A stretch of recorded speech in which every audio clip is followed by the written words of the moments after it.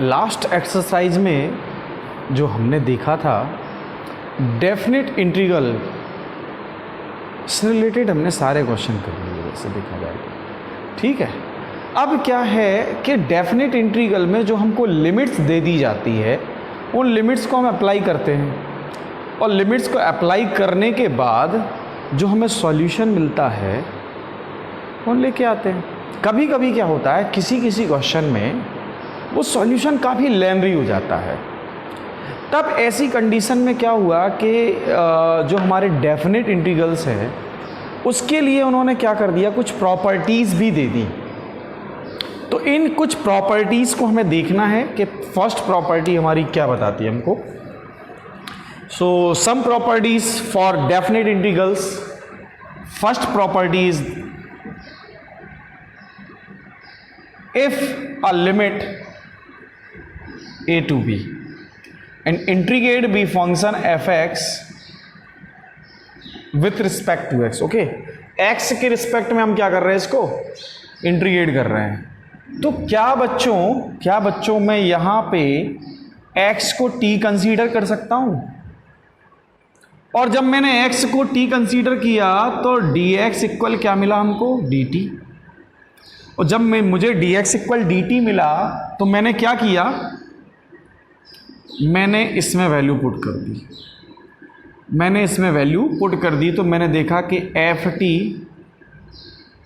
dt, और जब मैंने x की वैल्यू a पुट की तो t की वैल्यू भी a मिली, और b की वैल्यू जब मैंने b पुट की तो मुझे ये मिला। तो मतलब सीधा क्लियर हो गया कि दे आर द सेम।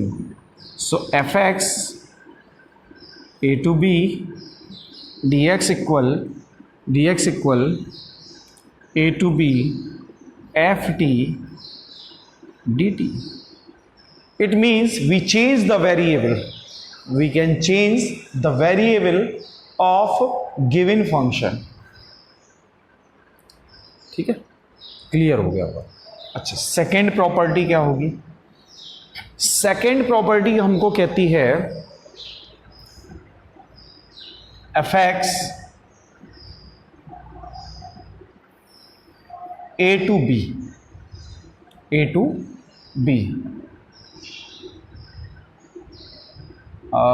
ये जो प्रॉपर्टी होगी बच्चों ध्यान से देखिएगा, इसमें क्या होगा कि हम लोग जो लिमिट्स होंगी जो हमारी, उन लिमिट्स को हम चेंज करें, अगर इनका ऑर्डर चेंज करें, a to b की जगह b to a रखें तो हमें क्या मिलने वाला है, ध्यान से देखो। अच्छा, खुद इसको फील करते हैं हम लोग, ठीक है, कि जब मैं इसको सॉल्व करूंगा तो मुझे क्या मिलेगा। अच्छा, इंटीग्रेट करेंगे तो क्या मिलेगा, x मिलेगा ना, और सॉरी fx है तो हम कैपिटल fx से इसको डिनोट करते हैं, ठीक है। अच्छा, जब कैपिटल fx से डिनोट करते हैं तो इसकी जो लिमिट होगी वो a to b है, और ये हमको क्या दे देगा, ये हमको दे देगा fb माइनस fa, यही तो देगा। अच्छा,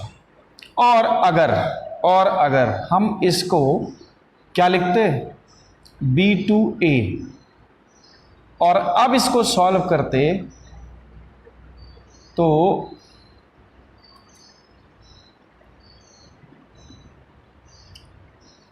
तो जो हमें सॉल्यूशन मिलता वो fa माइनस fb मिलता। और अगर इसको मैं ठीक से सॉल्व करके देखूं और आगे, तो बच्चों ये लिखा क्या है, ये माइनस fb माइनस fa लिखा है, और इसको देखा जाए तो ये लिखा है हमारा a to b fx dx। और ये किसके इक्वल मिला,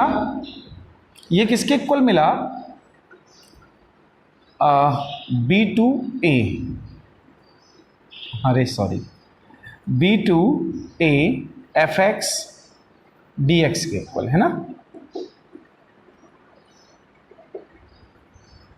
तो ये बात समझ में आ गई। अगर मैं इस साइन को यहां ना लगा के यहां लगा देता तो यार ये हमको ऐसे नहीं देता, a to b fx dx equal minus B to ए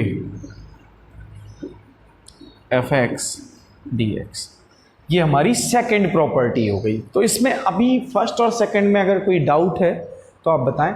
अगर हम लिमिट्स का ऑर्डर चेंज करते हैं तो जो फंक्शन होगा, जो फंक्शन का इंटीग्रेटेड फंक्शन होगा, वो कैसा मिलेगा हमको? नेगेटिव मिलेगा। कैसा मिलेगा? नेगेटिव, है ना? समझ में आ गया होगा। आगे देखो, आगे देखो।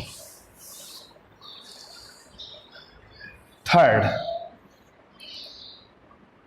ए to B F x D X को हम लोग, एफ एक्स डी एक्स को हम लोग a to b a plus B minus x, ये भी लिख सकते हैं, ये भी लिख सकते हैं। ये प्रॉपर्टी कह रही है। चलो चेक कर लेते हैं, इसको भी चेक करते हैं बच्चों। क्या ये जो मैंने लिखा है ये सही है या नहीं है? तो लेट x इक्वल ए प्लस बी माइनस टी, मैंने ये कंसीडर कर लिया। तो बच्चों t इक्वल क्या मिलेगा? a plus B minus X, है ना? यही तो मिलेगा, यही तो मिलेगा। चलो चलो आगे चलते हैं हम लोग। अब मैंने क्या किया, एक फंक्शन लिया जिसकी लिमिट दे दी इन्होंने a to b a plus B minus T D t, ठीक है। और मैंने इसके लिमिट के ऑर्डर को चेंज किया, minus A to B, sorry B to A F A plus B minus T D T. ये मैंने इसके ऑर्डर को क्या कर दिया बच्चों? चेंज कर दिया। अच्छा एक चीज़ देखो, जब मैंने इसके ऑर्डर को चेंज किया है तो अब क्या हुआ? यहाँ माइनस आ गया, यहाँ क्या हुआ? माइनस आ गया। अब बात आती है कि जब मैंने अच्छा यहाँ जो लिमिट होगी वो बदली हुई होगी। एक चीज़ देखो, यहाँ जो लिमिट होगी, अगर मैं यहाँ x की वैल्यू a रखूँ, यहाँ देखो, यहाँ पे मैंने क्योंकि x की प्लेस पे इसको लिखा है, ठीक है, तो x की प्लेस पे इस पे रखा है। जब मैं x की वैल्यू a रखूँगा, इसके अकॉर्डिंग चेक करो, x की वैल्यू a रखूँगा तो t क्या मिलेगा? b मिलेगा। तो मैं यहाँ b लिखूँगा। और जब मैं x की वैल्यू b रखूँगा तो मुझे यहाँ लिमिट क्या मिलेगी? a मिलेगी। तो यहाँ इंटरचेंज करने पे हमको क्या मिलने वाला है भाई? a टू बी इंटरचेंज करने पे यही तो मिलेगा। अच्छा एक बात अब समझो, अब यहाँ भी एक बात समझो, एक बात को ठीक से देखना। क्या जब मैं इसका डेरिवेट निकालूंगा तो dx इक्वल क्या मिलने वाला है हमको? dx इक्वल क्या मिलने वाला है? माइनस dt मिलेगा कि नहीं मिलेगा? तो यहां आ जाएगा ये माइनस। देखो बात को समझना, इसको ठीक से समझना। मैंने किया क्या है, मैंने a टू b जो हमारे पास थी, मैंने fx को इस तरह से लिखा। मैंने fx की वैल्यू को a plus B minus T लिख दिया, ठीक है। और जब मैंने इसको डेरिवेट किया तो हमें क्या मिला? dx equal minus d T. मिलेगा कि नहीं मिलेगा? तो मैंने x की प्लेस पे लिख दिया a plus B minus t लिखा। और जब इसको डेरिवेट किया तो dx equal minus d t मिला, लिमिट b टू a मिल गई हमको। अब मैंने क्या किया, ध्यान से देखो, इसको थोड़ी देर के लिए भूल जाओ। अब मैंने क्या किया, अब बच्चों मैंने इसकी लिमिट को इंटरचेंज किया, तो क्या हो जाएगी? a to b। जब इंटरचेंज करेंगे तो यहां माइनस क्या होगा? प्लस हो जाएगा। अच्छा ये प्रॉपर्टी कौन सी है? प्रॉपर्टी हमारी सेकेंड है, ठीक है। तो इसको लिख सकते हैं एफ ए plus B minus T D t, ठीक है। तो ये जो माइनस था वो प्लस हो गया, कैसे? बाई प्रॉपर्टी 2 से। अच्छा, हो सकता है बुक में P0 P1 ऐसे दिया है, तो मैंने P1 से स्टार्ट किया, ठीक है। जो हमारी प्रॉपर्टी 1 है, प्रॉपर्टी 2 है, वो क्या कहती है, when we change the limit then we take minus with the integrated part. Okay, जो हमारे पास इंटीग्रेटेड पार्ट आएगा उसमें एक माइनस भी मिल जाएगा। तो समझ आ गया, समझ आ गया। अच्छा, ठीक से और देखो, अब देखो, क्यों भाई, प्रॉपर्टी फर्स्ट पढ़ी है क्या अभी अभी? वो क्या कहता है, when we change the variable there is no change in function. मतलब अगर हम वेरिएबल चेंज करते हैं तो फंक्शन में और लिमिट में कोई चेंज नहीं आता। मतलब मैं अगर x इक्वल टी रख दूं तो dx इक्वल क्या मिलेगा, dt। कोई दिक्कत? तो मैंने क्या किया, यहाँ पे a plus B minus x रखा और यहाँ dx रखा। लिमिट में भी कोई चेंज नहीं आने वाला है, लिमिट में भी कोई चेंज नहीं आने वाला। This is the proved, this property is proved. Okay बच्चों, अच्छा,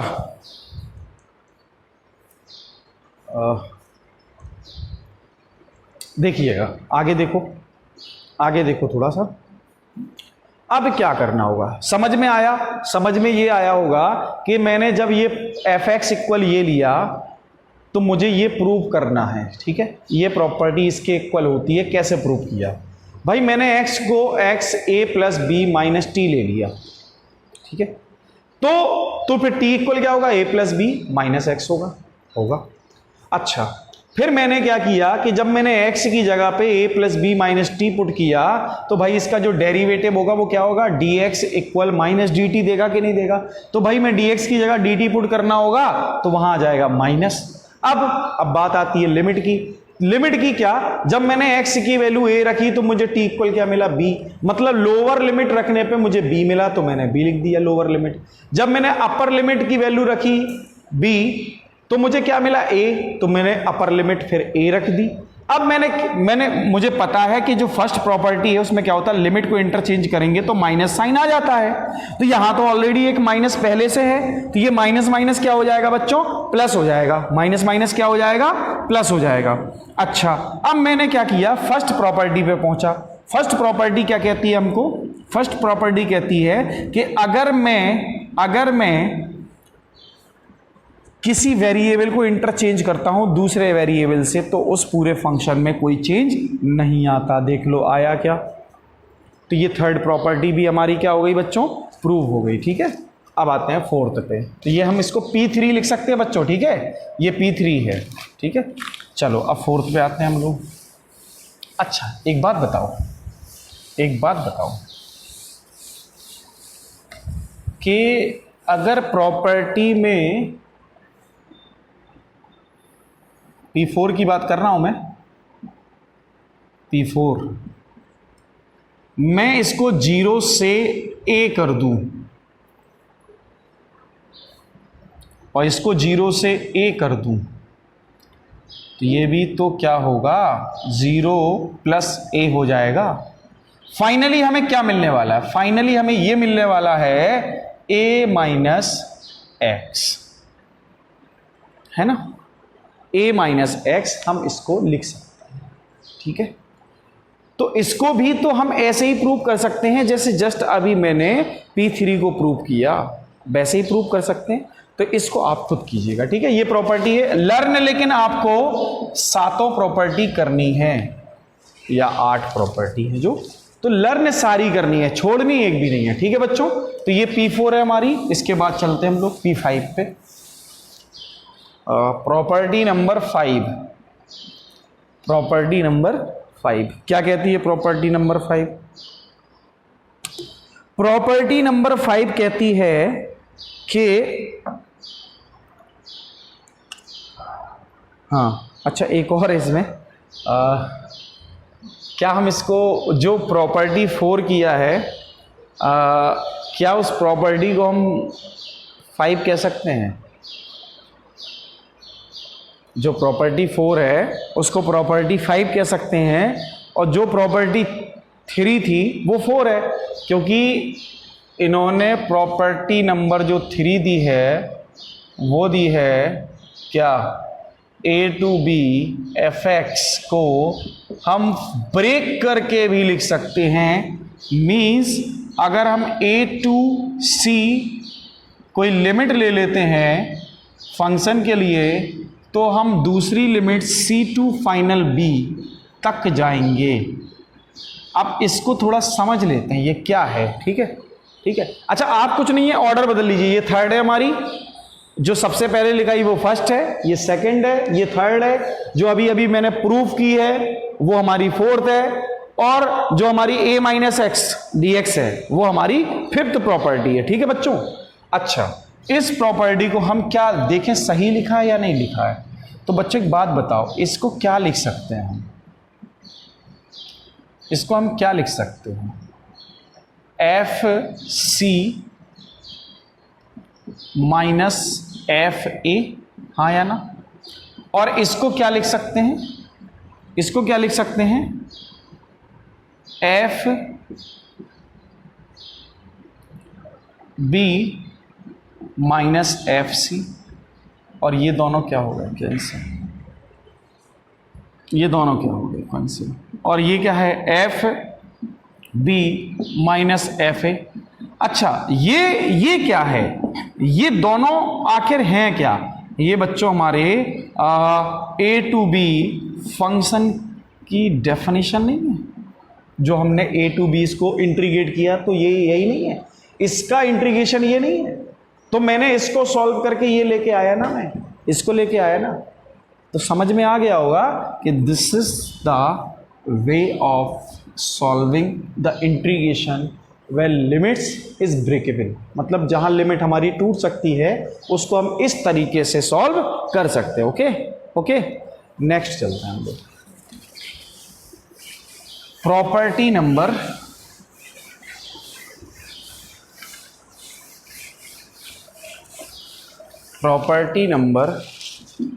व्हाट 6 है ना, property number 6।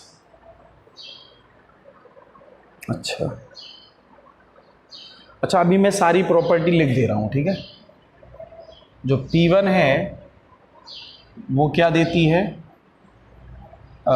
A to B F x D x equal a to B f t D t, ठीक है। जो P2 है वो है a to B F x D x equal b to A F x D x, ठीक है। और जो थर्ड है वो ए टू बी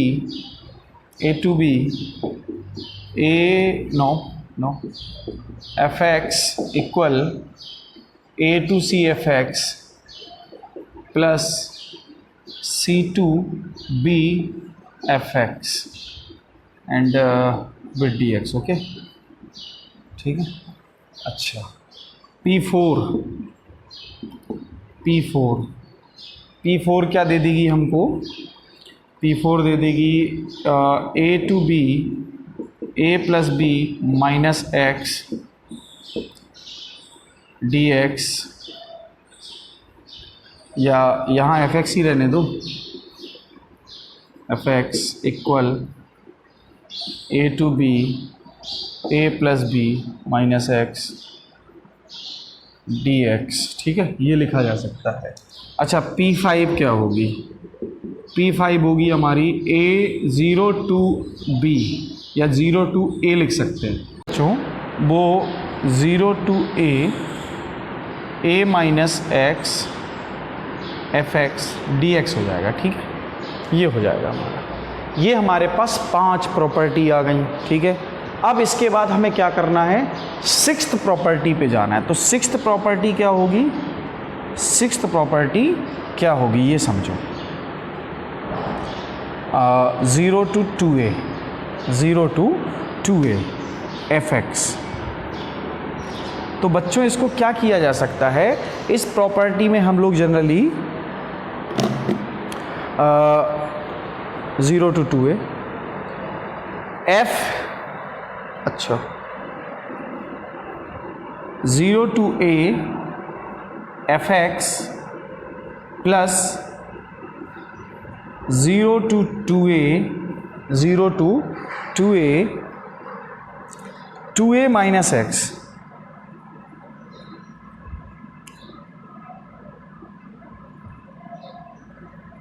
dx, इसको हम लोग लिख सकते हैं, ठीक है। 0 to a और 0 to 2a minus x, 2a minus x लिखा जा सकता है, ठीक है। तो ये हमारी प्रॉपर्टी हो गई। तो बात आ रही है कि इस प्रॉपर्टी को हम कैसे करें, है ना, इस प्रॉपर्टी को हम कैसे करें। अच्छा एक बात बताओ, ये तो हमारी 0 to a है, ठीक है, और इस प्रॉपर्टी को हम एक काम करते हैं, थोड़ा सा ब्रेक कर लेते हैं।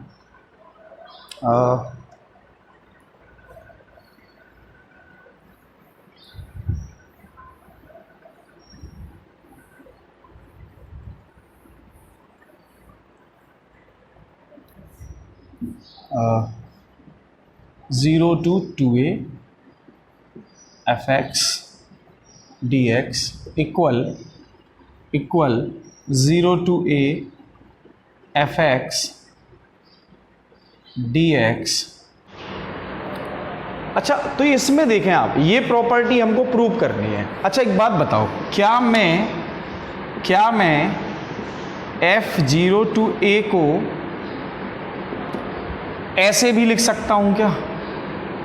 अच्छा यहाँ 2a है, ठीक है, ऐसे भी लिख सकता हूं क्या? fx plus a to 2a fx लिख सकते हैं ना इसको। अच्छा कहां से लिख सकते हैं? प्रॉपर्टी थर्ड से इसको हम लिख सकते हैं, ऐसा है ना। प्रॉपर्टी थर्ड से मैं इसको ऐसा लिख सकता हूं, ठीक है। मैं इसकी बात नहीं कर रहा हूं, ये तो मुझे प्रूव करना है। मैं इस पार्ट को ये लिख सकता हूं। अब मैं क्या करता हूं, इसका सेकंड पार्ट लेता हूं।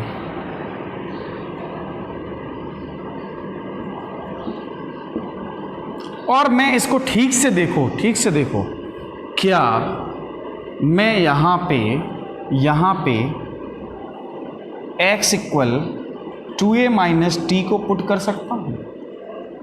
और अगर मैंने 2a माइनस टी को पुट किया, ta माइनस 2 को पुट किया, तो ये dx इक्वल माइनस dt दे देगा, है ना।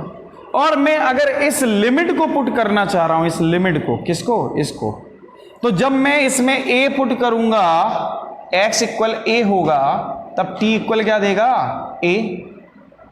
और जब x इक्वल 2a लेगा तो t इक्वल कितना देगा? 0। तो क्या बच्चों, मैं इसको minus a to 0 f 2a minus t dt लिख सकता हूं? देख लो, ठीक, लिख दिया। अच्छा अब इस पार्ट को ठीक से देखो, इस पार्ट को मैं इसमें क्या करने जा रहा हूं, भाई लिमिट को इंटरचेंज करने जा रहा हूं। तो ये जैसी ही लिमिट इंटरचेंज होगी, माइनस का क्या हो जाएगा? प्लस, ठीक है। पढ़ के आए ना प्रॉपर्टी अभी सेकंड प्रॉपर्टी यही तो पढ़ी थी हमने P2 में। सेकंड प्रॉपर्टी में यही तो पढ़ा था, when we interchange the limit the sign of the integrated part is changed. Yes. अच्छा नेक्स्ट क्या होगा, थोड़ा सेकंड जो प्रॉपर्टी है उसके ऊपर जाओ। We can change the variable also, so we can change what? t by x, so this is called dx। ऐसा भी तो कर सकते थे। ये हमारी प्रॉपर्टी 1 नहीं बताती है, ये हमारी प्रॉपर्टी फर्स्ट ने डिफाइन किया हुआ है। तो एक बात बताओ, क्या मैं fx dx a to 2a को ये लिख सकता हूं, है ना। तो मैं क्या करता हूं, फर्स्ट इक्वेशन में मैं इस वैल्यू को पुट कर दूंगा यहां, तो हमको क्या दे देगा भाई? ये 0 to 2a fx dx equal क्या 0 to a fx dx plus 0 to a f2a minus x dx। ये प्रॉपर्टी हमारी कौन सी हो गई? ये प्रॉपर्टी हो गई हमारी सिक्स्थ, P6। ठीक है, ये प्रॉपर्टी हमारी सिक्स्थ कंप्लीट हो गई। अच्छा, इसमें कोई प्रॉब्लम हो तो बताएं, समझ में आ ही गई होगी। प्रॉपर्टी कोई बहुत टफ नहीं है, इस चीज को समझें और प्रॉपर्टी को याद रखें, क्योंकि इससे क्या होने वाला है, आपका इंटीग्रेशन और भी सिंपल होने वाला है। साथ में क्या होता है बच्चों, एग्जाम में आपसे सीधा सीधा पूछ लिया जाता है कि integrate the given function by using property, तब आप क्या करेंगे? डायरेक्ट आंसर देंगे? प्रॉपर्टी लगानी पड़ेगी ना आपको, प्रॉपर्टी लगानी पड़ेगी, तो प्रॉपर्टी आपको लर्न भी होनी चाहिए। ओके, चलो नेक्स्ट चलते हैं हम लोग। अब प्रॉपर्टी आते हैं 7th पे। ठीक है, जो 7 नंबर प्रॉपर्टी है वो क्या कहती है? 7 नंबर प्रॉपर्टी हमसे क्या कहती है? P7 क्या कहती है हमसे कि function 0 to 2a fx equal dx equal, इसको हम क्या ले सकते हैं? ध्यान से देखें, इसको कह रहे हैं हम लोग ले सकते हैं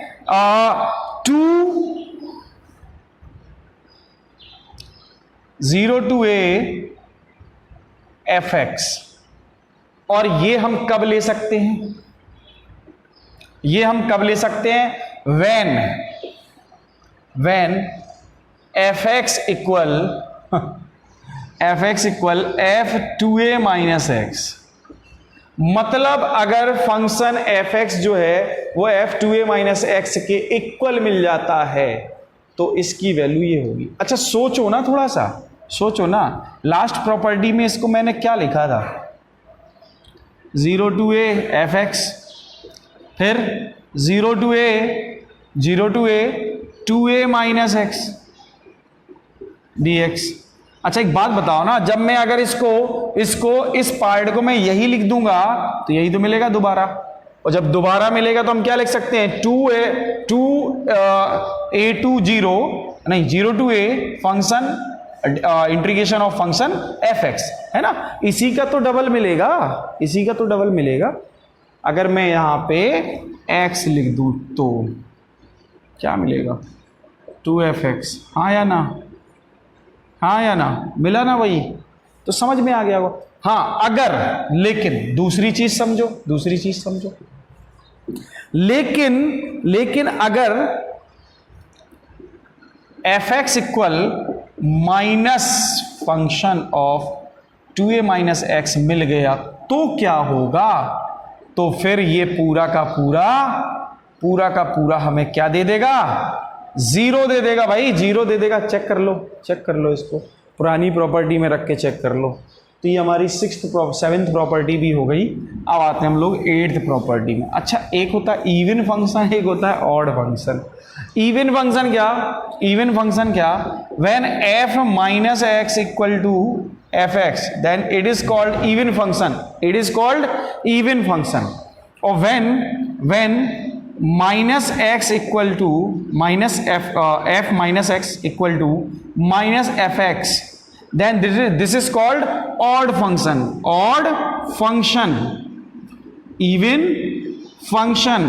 अब ऐसी कंडीशन में हमें क्या करना होगा कि हमें एक प्रॉपर्टी दे रखी है इन्होंने, क्या दे रखी है?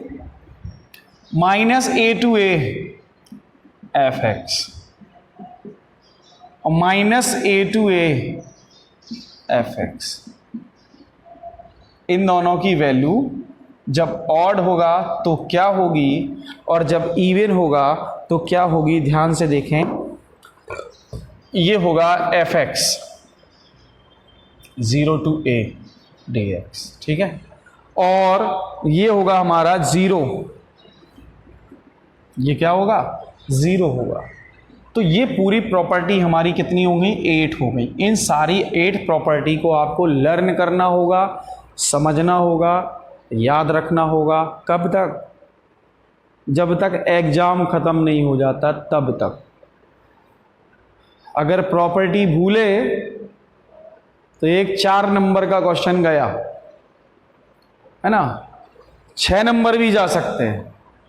तो याद रखें आप इस बात को, ध्यान में दिमाग पे रखें कि हमें 8 प्रॉपर्टी ठीक से लर्न रखनी है, ठीक से हमें पढ़ना है। अगर हम इन प्रॉपर्टीज को ठीक से तैयार कर लेते हैं तो एक्सरसाइज 7.11 बड़े ही आसान तरीके से आप इसको सॉल्व कर पाओगे। ओके बच्चों, इस वीडियो में इतना ही। नेक्स्ट वीडियो में हम एक्सरसाइज करेंगे 7.11 और उसके बाद देखेंगे हम लोग मिसलेनियस। ठीक है, तो बेटा मेहनत करते रहिए आप लोग, मैं भी आपके साथ मेहनत कर रहा हूँ। Thank you.